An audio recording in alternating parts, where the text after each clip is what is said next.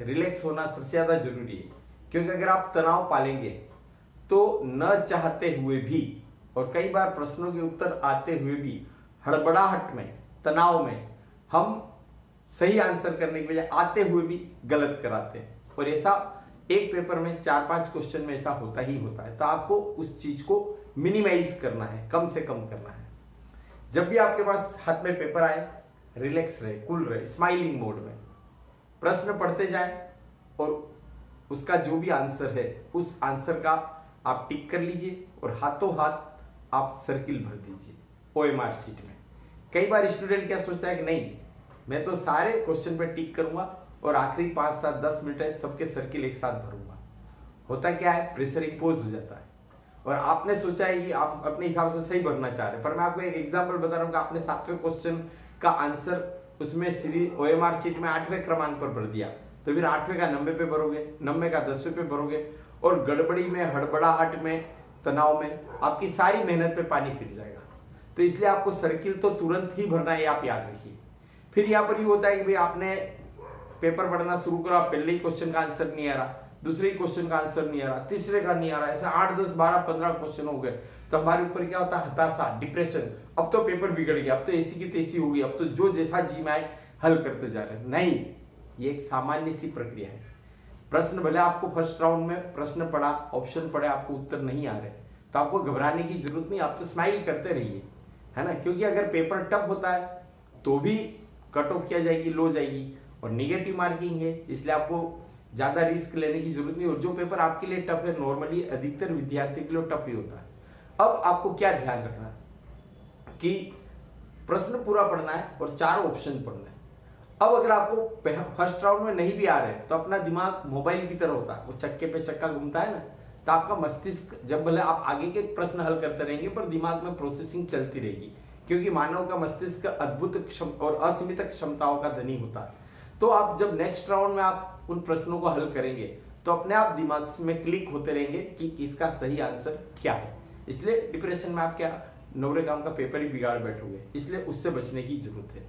अब कई बार क्या होता है, कुछ क्वेश्चंस जटिल होते हैं, कठिन लगते हैं या घुमावदार होती लैंग्वेज, पढ़िए पूरा लेकिन उसको बात के लिए रख लीजिए कि बाद में हल करेंगे।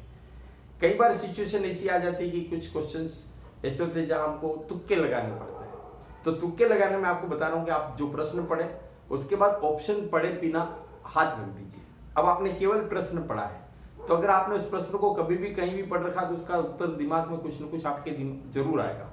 फिर जैसे ही आप हाथ हटाकर उसके ऑप्शंस पढ़ेंगे तो उसमें से आपके दिमाग में जो आंसर आया वो अगर उस ऑप्शन में से कुछ है या उससे मिलता जुलता है, हो गया आपका काम, वही सही है। अगर मान लो ऐसा नहीं हो रहा है लेकिन 4 ऑप्शन पढ़े हैं आपने और आपको लग रहा है ये सही होना चाहिए, एक अंदर से आवाज आती है कि यही है राइट चॉइस बेबी, आहा, तो याद रखिए अधिकतर मामलों में अपनी अंतरात्मा की आवाज बिल्कुल सही होती है, तो उसको आप बेधड़क कर दीजिए। कई बार अगर हमको तुक्का लगाना होता है तो आप देख लीजिए उपरोक्त सभी सही है, इस तरह का जो ऑप्शन होता है सामान्य तौर पर, सब मामलों में नहीं, ये तो टिप्स है जो जनरल मामलों में दी जाती, तो सामान्य तौर पर उपरोक्त सभी सही है वाला ऑप्शन सही होता है। आजकल क्या हो रहा है, पेपर्स के अलग अलग सेट बनते हैं, तो किसी सेट में कोई ऑप्शन पहले क्रमांक पर है तो वही किसी में दूसरे या तीसरे क्रमांक पर भी हो सकता है। तो स्टूडेंट के सामने सबसे बड़ी समस्या क्या होती है, उपरोक्त सभी सही में अपन ये मानते हैं कि 3 ऑप्शन ऊपर होंगे और नीचे चौथा होगा उपरोक्त सभी सही है। पर कंप्यूटर में जब रेंडमाइजेशन करते हैं तो होता है क्या कि चौथे नंबर वाला उपरोक्त सभी सही क्या कभी तीसरे नंबर पर मिल जाएगा, कभी दूसरे नंबर पर मिल जाएगा। तो उपरोक्त सभी सही है का मतलब ही यही है कि वो बाकी तीनों ऑप्शन के लिए सही है। तो इस चीज को आप ध्यान रखिए। आप यूं मत सोचिए कि तीसरे नंबर पर उपरोक्त सभी सही है तो पहले और दूसरे के लिए है, ऐसा नहीं है, वो पहले दूसरे और चौथे के लिए है, ये ध्यान रखिएगा।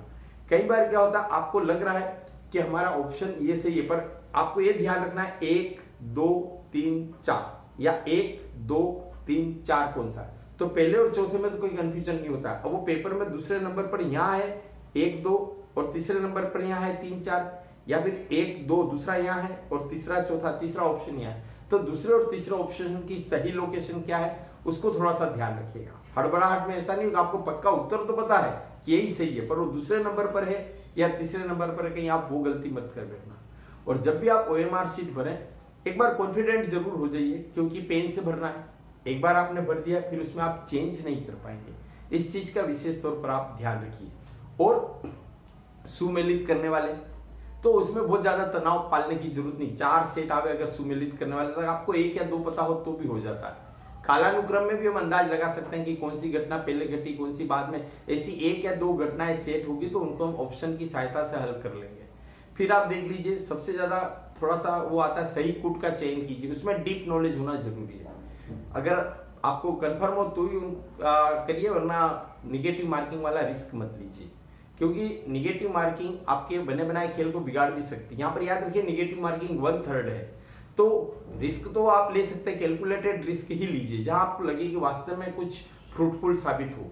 क्योंकि आपने 3 गलत प्रश्न किए, उसमें से और 1 चौथा सही कर दिया तो ओवरऑल मिला के 0, लेकिन इन 4 में से 1 की बजाय 2 भी सही हो जाएंगे तो डेफिनेट आप बेनिफिट में रहोगे। तो रिस्क लेने में कोई ज्यादा दिक्कत नहीं, पर कोशिश करिए कि जब आपके 50% या 60% सही आप कॉन्फिडेंट हो, उसके बाद ही थोड़ा सा रिस्क लेने की आप सोचिए, अनावश्यक नहीं लीजिए।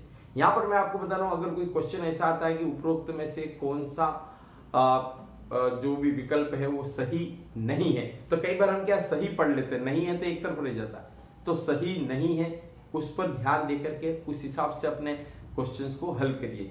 और कई बार क्या होता है, निगेटिव अप्रोच काम आ जाती है कि 4 ऑप्शन में से ये तो हो ही नहीं सकता, उसको अलग करते जाइए, इन 3 में से ये भी नहीं होगा। ऐसा करते करते आप सही उत्तर तक पहुंच जाएंगे।